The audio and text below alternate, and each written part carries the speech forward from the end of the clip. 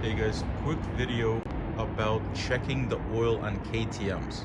On KTMs, you have to check the oil when the bike is hot.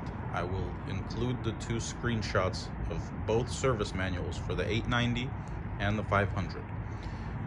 Why did I start digging into this? Because, other bike manufacturers, they either not specify that or you're supposed to check it on a cold bike.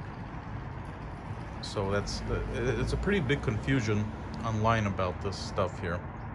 So when I would come outside, I'd stand the bike up straight and I would check the oil in the sight glass, and it would be at the bottom line. So naturally I would think that I would have to add more oil, but that's not the case, because after I warm the bike up, it goes to the middle or a little above the middle of the sight glass, and that goes for both of them.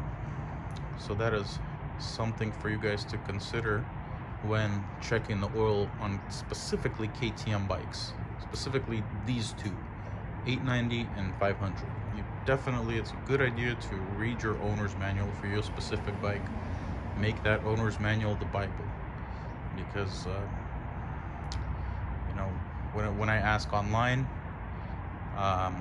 it seems like nobody really reads the owner's manuals. They just say what they believe in, or how they do it, or what they've done in the past, and they just think that's right.